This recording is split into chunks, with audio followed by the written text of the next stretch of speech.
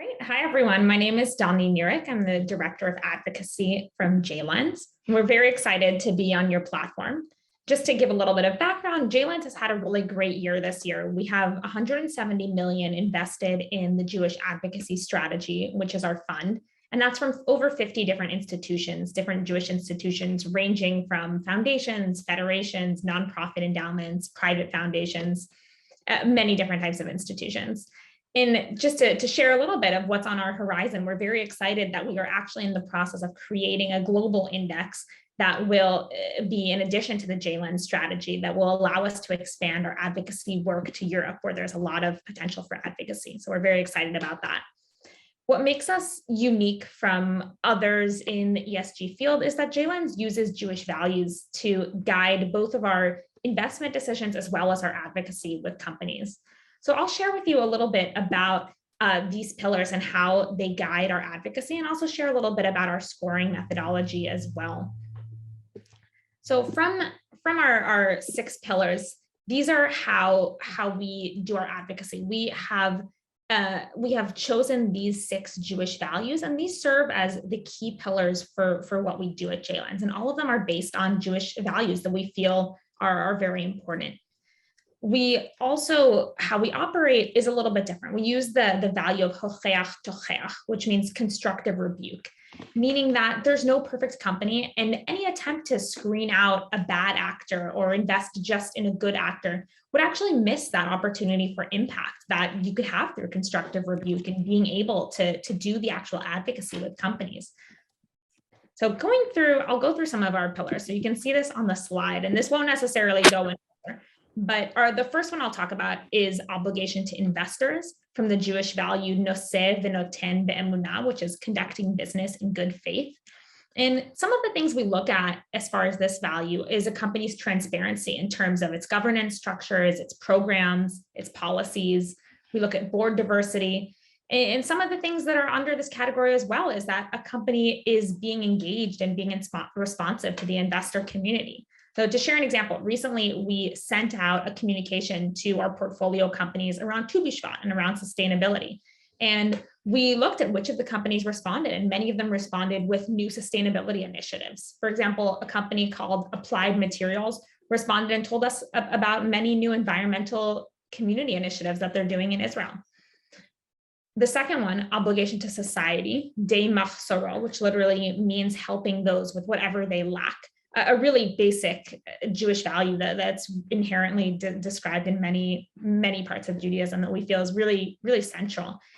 This value has many aspects underneath it. This informs our advocacy on equal treatment of clients and customers, on access to nutrition, to water, human trafficking. We recently, to give an example, we recently did a lot of work on the COVID vaccine. As in Jewish tradition, there's a Jewish law that prohibits businesses from charging exorbitant prices for consumer staples. And the vaccine is something that we viewed as a consumer staple. So we worked with companies like Moderna around their pricing structure and around sharing their proprietary technology with the World Health Organization. We also worked with Merck. And after speaking with Merck, they recently announced that they were going to share their technology patents for a therapeutic drug that works against COVID. The next one, obligation to the worker, lo ta'ashok. This is where we advocate on a range of workers' issues, from gender pay gaps, fair wages, child labor, paid family leave policies, all of which are grounded in Jewish tradition's obligation to respect the worker. An example around this is we've been involved with companies who are engaged in the Uyghur region and in forced labor. And we've been part of an investor coalition who's worked on developing asks of these companies who are engaging in that region to ensure that they're not using forced labor. We've also been a founding member of a coalition that works around the retention of women in the workforce after COVID, as this was had a particular impact on women. The next one, obligation to environment, bal tashlit, do not destroy.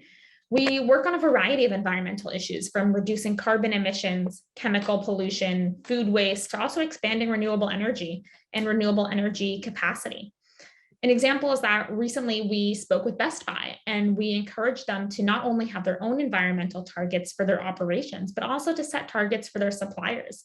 And we've also been very involved in other investor work around this and many different coalition work. Particularly, we earlier mentioned the transition away from high carbon energy. And one of the things we've been involved in is work around the just transition, which is to ensure that when companies are transitioning to lower carbon fuels, that they are really ensuring that stakeholders are engaged, that this transition does not negatively impact communities and current employees of these companies. And then obligation to coexistence, Rodef Shalom, pursuing peace. A lot of the work we do in this area is around religious coexistence. And when speaking to hundreds of different companies, we see that JLens is actually the only company, the only organization that's doing work in this area. Over the past 2 years, we've engaged hundreds of different companies around this and been able to synthesize best practices and then highlight leaders in this field. So for example, some of those are Accenture, Cisco, CVS, just to give a few. And we've seen our advocacy in action and we've seen our advocacy working. So for example, Cigna, which is a health insurance company, they became aware through conversations with us that their dress code policy was unclear, and they rewrote it to explicitly say that employees could dress according to their religious imperatives. And another example is Union Pacific, the railway company. We urge them to adopt a flexible holiday policy, to have floating days. And over a year, they did develop such a policy and now have 3 floating days that employees can use for their holidays of choice.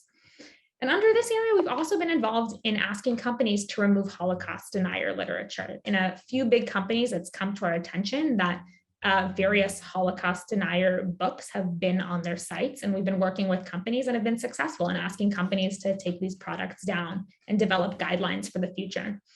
And then lastly, support for Israel, Yishuv Eretz Yisrael. We encourage companies to expand their economic ties with Israel in alignment with Jewish and social and environmental values. And we're also the only organization that's counteracting the BDS campaign in this space, which tends to be really prevalent. So I'll go on to the next slide. Thank you. So how our scoring works is that if a company receives, it's a 6-pillar model, that if a company receives a 6, it's Metsuyan, excellent, and it's held in our portfolio and it's as an overweight. If a company is a 5, it's held in our portfolio at its ordinary weight as a tov, which is good. If it's a 4, it's held in our portfolio, but is a company that needs improvement that we will engage in advocacy with. That's a tzarich tikkun, and that will be held as an underweight. And then a 3 is a company that's not held in our portfolio. We call this nichshal, that they've had failed advocacy, that our advocacy efforts with them, or in general, the investor advocacy community efforts have failed. And then 2 would be lo hashpa'ati, which is a company that's irrelevant for Jewish communal advocacy. And 1 are companies that we call treif, that their sectors don't align with Jewish values. So for example, the tobacco sector. We also have a fossil fuel free option, which I think currently San Francisco doesn't have at the moment, but that's possible to add as well. And if we could go on to the next slide, thank you. So just to share really in brief, a couple quick examples of recent advocacy. So I mentioned the Best Buy example earlier. We've worked with them around their emission reductions targets. We've worked with Hormel, which is a food and meat company, around their best practices in developing a faith-based employee group, which we've identified is really helpful both for inclusion and for developing best practices around religious coexistence. We've worked with Booking.com around their policies related to religious coexistence and really urging the company to ensure that their policies are explicit and communicated across all of their brands. First Energy, this is an example when I was speaking about just transition, that we've worked with them around their just transition policy to really ensure that local communities are not harmed when the company shifts away from coal, and to publish a timeline for this transition. Kroger, which is a supermarket chain, we've worked with them in providing, though they have done really well in providing affordable food, we've really pushed them to examine their internal diversity metrics and to create some sort of accountability method. And then Merck, I mentioned earlier, we've worked with them a lot about their drug pricing strategies and transparency. And this is an area where we feel our advocacy has been successful in them sharing the patents for their recent COVID drugs. And we can go on to the next one. And we're very proud that our performance, being able to have all of this impact and all of this advocacy, our performance very closely aligns to the S&P 500, and we feel very successful in that.